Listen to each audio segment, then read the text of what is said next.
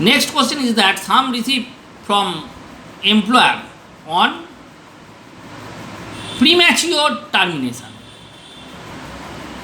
Sum received from the employer on premature termination. We know when employee provided service to the employer as per the terms of employment, as per his terms of employment, then it will not to be taken as supply of services as per schedule 3. Now here the sum received from the employer on permanent termination will not constitute as supply if we assume that here the amount paid by the employer to the employee are in relation to its service. Now the sum received from the employer on the permanent termination of a contract of employment are to be treated as an amount paid in relation to the service provided by the employer to the employee in the course of employment. Since the service is provided in the course of employment, it will not to be considered as supply as per schedule 3 of section 7(2) of GST Act 2017. So there will be no GST. Now next question is that Mr. X sold share of company AB Limited to Mr. Y for ₹20,000. Does it attract GST? Now transfer of share, that means share is not to be taken as goods. Here as per section 7 of GST Act 2017, supply should be of goods or services to attract GST. Share and security are not to be considered as good, and since it is not to be considered as good, so for transfer of share there will be no GST. Next question is that a manufacturer of the garment send his goods for the further processing to its job worker. Is such supply liable to GST? Here the supply is made between principal manufacturer to the work contractor. And here we know that when principal manufacturer send goods to the job worker, it is to be taken as the transfer between two related persons. Now whenever the transfer is made between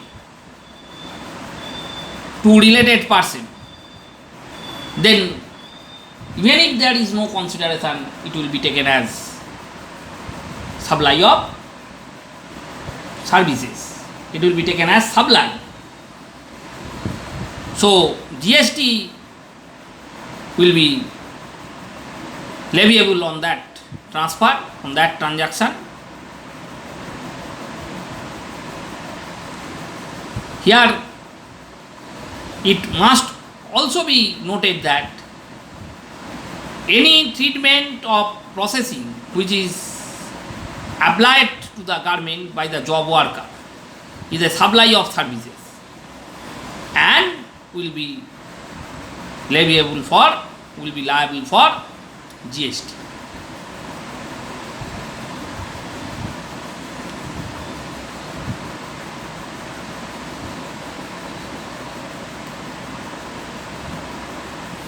In detail, it shall be regarded as supply, as since it includes all form of supply such as sale, transfer, etc., and also include the cases where the condition as specified in section 143 of GST Act 2017 are not met. However, it shall not be regarded as supply if the condition as specified in section 143 of GST Act 2017 are satisfied. As the deeming provision contained in section 143(3) to treat the goods sent by the principal to the job worker as supply is applicable only when the condition of section 143 with respect to receiving back of the goods within the stipulated period is not satisfied. So here transfer between principal manufacturer to the job worker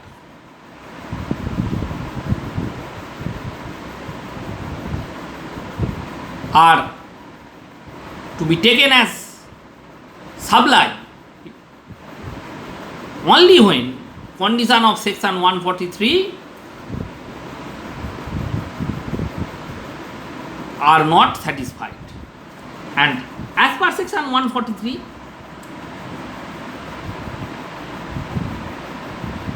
it is being stated that the job worker return the goods to the principal manufacturer within the stipulated period.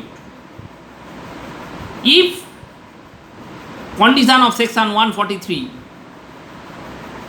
is not satisfied, then goods sent by the principal to the job worker will be taken as supply. And since it is a supply,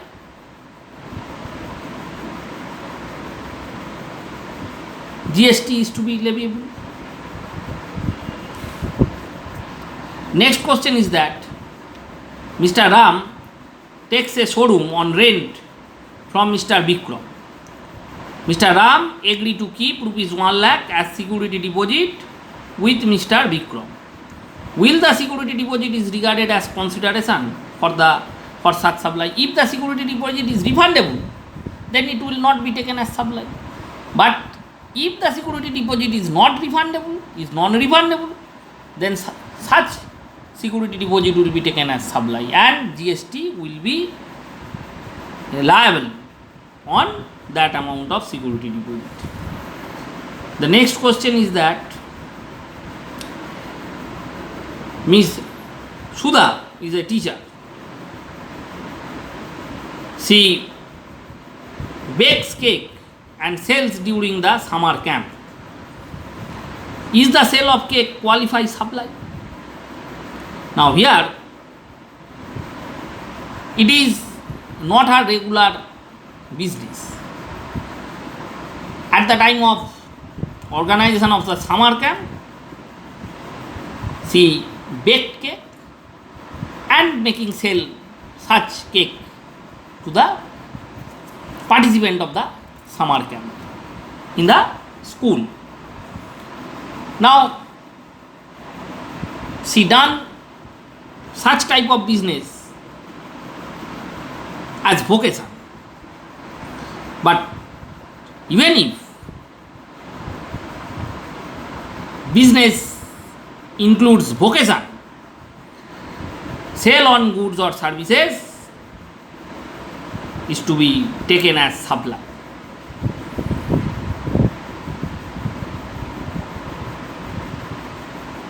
Any activity undertaken in the course or furtherance of the business would constitute supply. We know that any activity undertaken in the course or furtherance of the business is constitute supply. Since business include vocation, sale of goods or services even as vocation is taken as supply under GST. So even if Ms. Sudha doing such business as vocation, it is to be taken as supply of goods and GST will be leviable on such sale. Next question is that Mr. Bhushan is not liable for registration but has taken voluntary registration. He supplies for a consideration. Will the supply of the goods attract GST? Obviously it will attract GST because we know For determination of the taxable event, we have to go through the 6 parameters. There should be supply of goods and services. It should be made against some consideration. It should be made in the course or furtherance of the business. It should be made by a taxable person. Since Mr. Bhushan taken voluntary registration, he is to be taken as a registered person under GST. That means he is a taxable person, and whenever a taxable person makes a taxable supply of goods or services against some consideration in the course or furtherance of the business, it will be treated as supply. So here it is obviously to be treated as supply, and